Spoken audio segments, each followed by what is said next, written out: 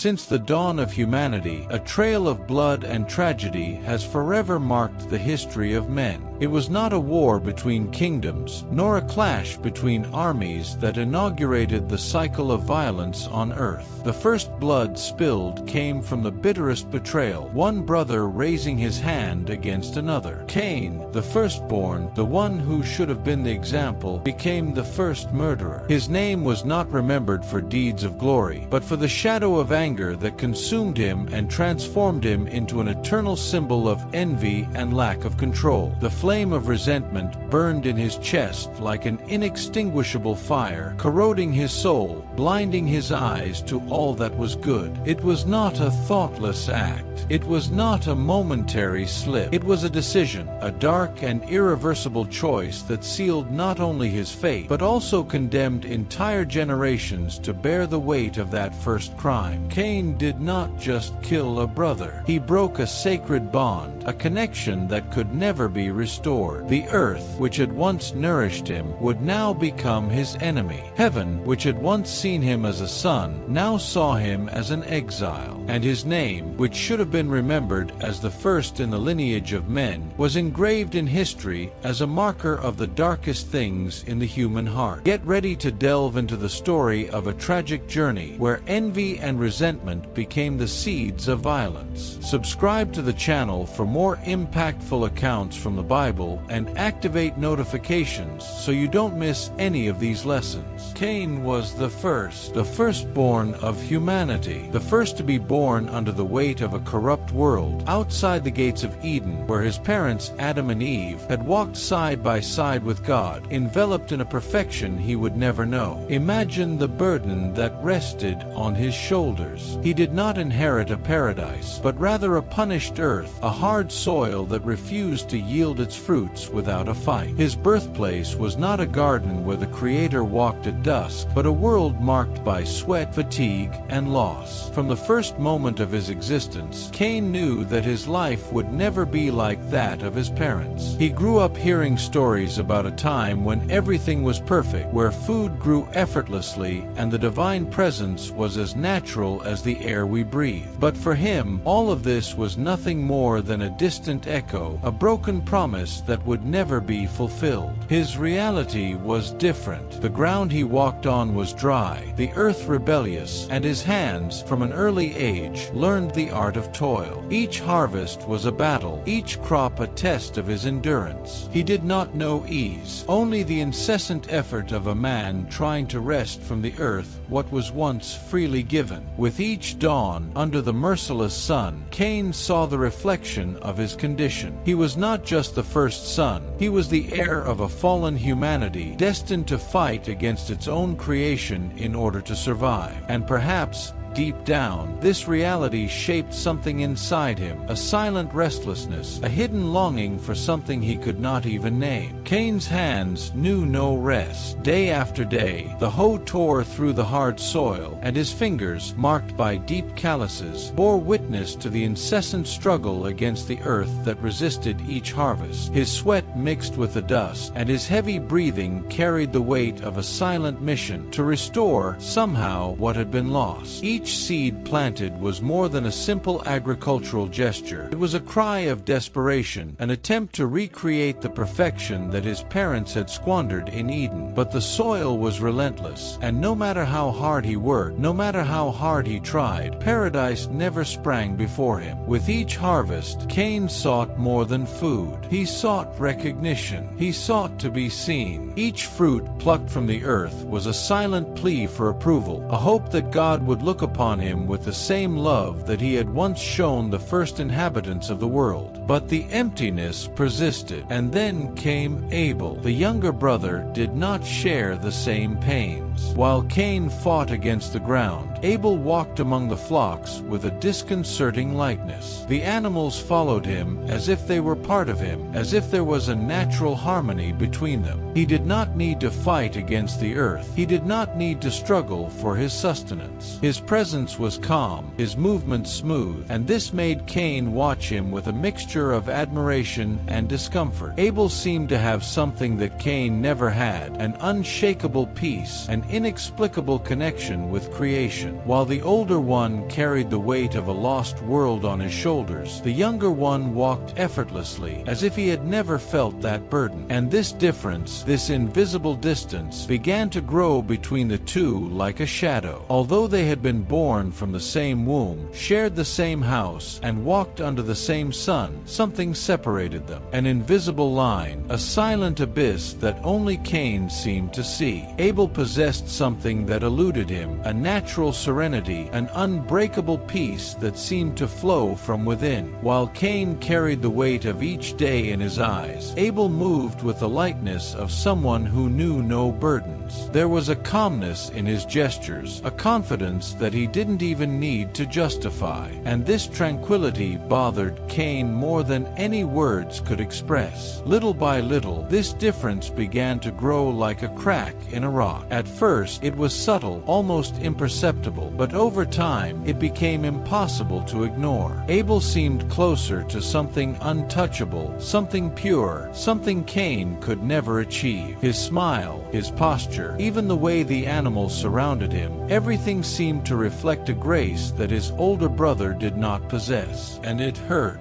Cain did not understand why he felt this way. Was it envy, anger, frustration? All he knew was that each day, this feeling grew like a thorn stuck in his chest. At first, it was just an annoyance, a small wound. But soon, this wound began to deepen, to take root, until it became something much bigger, a dark shadow that consumed him from within, making every glance at Abel a cruel reminder of his own inadequacy. The time for the offerings arrived, the moment when each one would present the fruit of their labor before God. For Cain, this was more than a simple ritual. It was the chance to prove his worth, to be seen, recognized, loved. He spent days choosing the best fruits of the land, those born from his sweat, from his struggle against an ungrateful soil. Each harvest brought with it a piece of his soul, the effort of his calloused hands, the living testimony of his dedication. When the time came, Cain placed his offering before God, his heart beating in anticipation of a look of approval. Beside him, Abel approached, but unlike his brother, his choice did not come from an attempt to prove something. He simply gave the best of his flock, not just any lamb, but the purest, the strongest, the most valuable. Without hesitation, without fear, without anguish, Abel did not see his offering as a burden, but as a natural surrender. And then, the decisive moment, God accepted Abel's offering with a look of favor. The divine presence hovered over his sacrifice, like a father recognizing the gift of a beloved child. But when Cain eagerly sought that same look, all he found was emptiness. His offering remained untouched, ignored. The silence was deafening, an invisible but profound blow that pierced his soul. Something inside him shattered in that instant. The sweat, the effort, the tireless toil, it all seemed useless, as if no matter how much he did, it would never be enough. The rejection burned hotter than any scorching sun he had ever worked under, and deep within his being, a fire began to burn. Not a holy fire, but a bitter fire, a fire that did not illuminate, but consumed.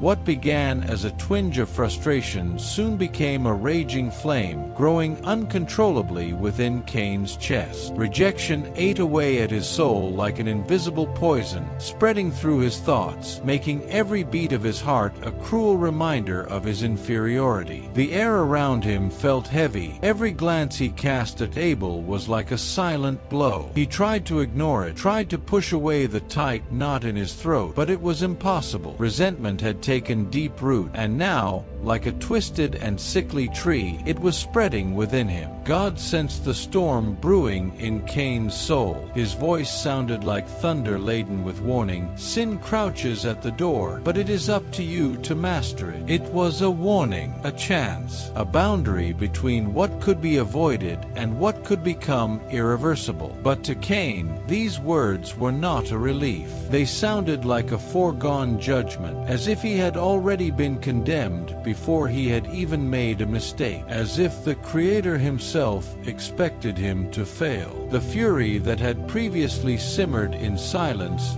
now roared within him. Abel's calm gaze, his unshakable serenity, his natural acceptance of divine grace, all of it became unbearable. Every time he saw his brother, he felt the weight of his own rejection grow. And then, without realizing it, Cain let this darkness take over him completely. His heart no longer pulsed with hope or redemption. Only a dark, growing desire remained to end this pain once and for all. Then, one day, under an indifferent sky, Cain called Abel to go to the field. His voice was calm, almost brotherly, but within him an abyss had already opened. The invitation seemed casual, unpretentious, like so many other times they had walked side by side. But today, something was different. There was a heaviness in the air, an oppressive silence that not even the wind dared to break. Abel, naive, followed his brother without hesitation. The field stretched out vast and lonely, a silent witness to what was about to happen. Each step Cain took was a decision, each beat of his heart a countdown to the inevitable. The hatred, fueled day after day, now boiled within him, ready to overflow. His gaze fixed on Abel no longer saw a brother. He saw an obstacle, a distorted mirror of everything he was not and could never be. And then, in an instant that seemed to drag on like eternity itself, Cain gave in to the dark impulse that consumed him. Without hesitation, without turning back. The blow was brutal, relentless. Abel's scream was lost in the wind. The hot blood stained the parched earth, dyeing the soil like an irreversible curse. And so, in that fateful moment, the history of humanity was marked by the first crime, the first murder. Cain stood there, panting, feeling the heat of his brother's blood on his hands. The world was no longer the same. Something had been broken, not just Abel's life, but the very essence of what it meant to be human. The earth, which had so often received Cain's sweat, now drank his own brother's blood, and that weight, that mark, would never leave him. God called to Cain. His voice resounded like thunder across the heavens, piercing to the depths of his soul. "Where is your brother?" The air seemed to grow heavier. Time slowed down. But Cain, consumed by the weight of his own crime, did not dare to face his Creator. His eyes wandered over the blood-stained ground, over the empty horizon, over anything but the divine gaze that pierced his consciousness like a sharp blade. And then, as if to escape the crushing weight of that question, he raised his voice. But there was no regret, no remorse, only coldness, only denial. "Am I my brother's keeper?" The words came out dry, without emotion, as if they could mask the truth that was already written in the very soil. The silence that followed was unbearable, a dense, suffocating void, more terrifying than any punishment. The universe itself seemed to hold its breath, waiting for the answer of the one who sees everything. Then the sentence fell like an inevitable blow. The voice of God reverberated with unquestionable authority. "The voice of your brother's blood cries out to me from the ground." The ground that Cain had so cultivated, that had received his sweat and tears, now screamed against him. The soil that had once been his ally had now become his accusation. Abel's blood, absorbed by the earth, had become an open wound that could never be erased. There was no more escape. There were no more excuses. Cain's crime was engraved not only on his hands, but on creation itself. Divine justice had been pronounced, and the weight of that condemnation would follow him forever. From that moment on, everything changed. Cain was no longer just a man. He was a wanderer, an exile, an outcast condemned to wander aimlessly through the world, without a home, without rest, without peace. The earth that had once been his companion, that had received the sweat of his labor and the nourishment of his crops, now closed in on him. The soil, once fertile beneath his hands, became barren. barren, refusing to offer him sustenance. What had once been effort would now be despair. Wherever he stepped, he would find no refuge, only the relentless echo of his guilt following him like a shadow. The punishment was unbearable. He had not only lost a brother, he had lost everything. He had lost acceptance. He had lost the right to remain among his own people. He had lost even the privilege of belonging. He would wander like a living specter, a man without a destination, carrying not only the memory of his crime, but the eternal sentence of never being able to settle down. Every face he met would be a reminder of his curse. Every step he took would be a step into emptiness. And yet, God did something unexpected. In the midst of the condemnation, in the midst of the crushing weight of justice, came an act of mercy. God placed a mark upon Cain, an invisible but unquestionable mark, something that would tell the world that even though he was a murderer, his life could not be taken. No one would dare raise a hand against him. The first murderer in history also became the first man to carry direct protection from the Creator himself. It was an impossible paradox. The man who had taken a life was now untouchable. The condemned man was, at the same time, protected by God. But this protection did not mean redemption. It did not erase the crime. It did not remove the weight of guilt. It only ensured that his suffering would not come to an untimely end.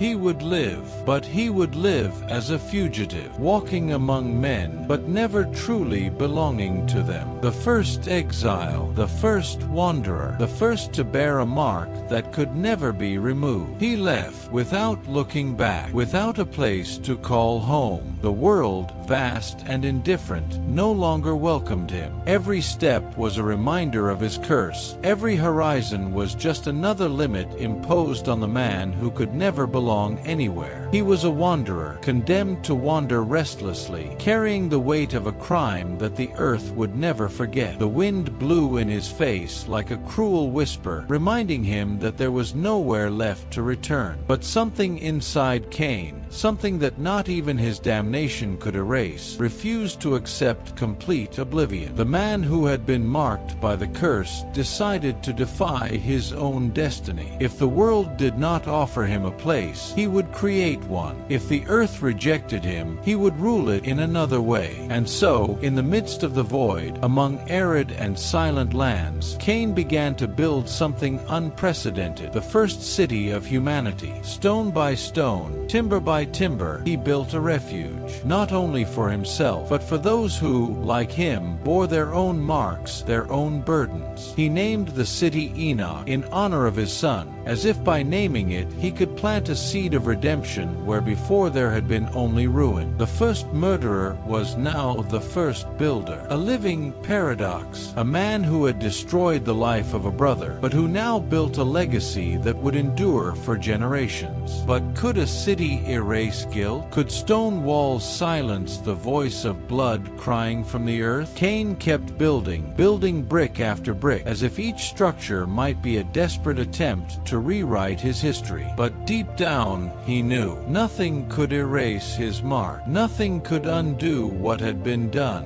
And so, in a cruel twist of fate, the one who had destroyed the life of a brother became the first to build a civilization. Cain, the wanderer, the exile, the curse, the one whose existence was marked by blood, now gave birth to something that would endure beyond his own pain. From the hands that had spilled life, a world was now born. The city of Enoch grew, not as a paradise, but as a refuge for those who also carried unseen burdens. The rejected, the forgotten, those marked by the past found a home there. Generation after generation, walls were raised, streets were formed, and what began as a solitary gesture of a cursed man became a cradle for a people. The irony was cruel. History's first murderer was now its first builder. The man who could not protect his own brother was now building a place to protect others. But could the stone walls muffle the echo of his guilt? Could the hubbub of of a thriving city silenced the voice of blood still crying from the earth? Enoch flourished, but Cain remained an exile, even within his own creation. He had built a home for many, but he knew deep down that he would never find rest for himself. His punishment was not just to wander aimlessly, it was to live to see his work prosper while his spirit remained lost. Their descendants did not merely survive, they changed the world. From their lineages sprang the first masters of creation, the pioneers of all that humanity would one day know. Cain, with his skillful hands and keen eyes, mastered the art of metalworking, forging tools and weapons that would shape the future. Abel, with his vision beyond the present, developed techniques that provided shelter for families, laying the foundations for what would one day become the homes of civilization. And Abel, with a gift that transcended the material, brought music, filling the silence of the world with melodies never before heard. The city of Enoch grew, pulsated, took on a life of its own. The children of Cain were shaping history, but as he watched it all unfold, Cain became more and more of a shadow, a specter wandering among those who would never know the weight of his mark. He had given rise to it all, but he no longer belonged to his own creation. He was a king without a throne, a father without a home, a founder forgotten by those who built on the foundations of their pain. The hands that had once held the hoe were now empty. The eyes that had once sought approval now merely watched, distant, as if they no longer belonged to this world. The world was advancing, humanity was prospering, but Cain remained trapped by his sentence, a ghost among his own descendants. Time passed, but the weight of his choice never left him. No matter how many years piled on his shoulders, the echo of Abel's cry still whispered in his mind. No matter how many stones he piled to build his city, the blood spilled still stained the ground beneath his feet. He had created something great. He transformed exile into an empire, punishment into construction, abandonment into a civilization. But no wall could protect him from the one thing that haunted him relentlessly, the memory of Abel. His brother's face, his serene eyes, his breath cut off by the fatal blow. All of this was in him, engraved like the very mark he bore. Cain became a living lesson that our choices leave marks that not even time can erase. The tragedy of an instant can echo for generations. But his story also teaches us something deeper. Even in mistakes, there are still paths to follow. The past can be a prison, but it can also be the foundation of something new. The question is, how do we choose to carry the weight of our decisions? If this story made you reflect, don't let it die here. What we have just relived is not just an old story. It is an eternal reminder of the weight of our choices, of the marks we leave on the world, and of how even mistakes can become lessons. So, like this video, share this story and subscribe to the channel, not only to support this content, but to continue together on this journey through the narratives that shaped humanity. Each story carries a truth, and each truth has the power to transform. Are you ready to learn more? Press the button and come explore the past with us, because it is there that we find the answers for the future.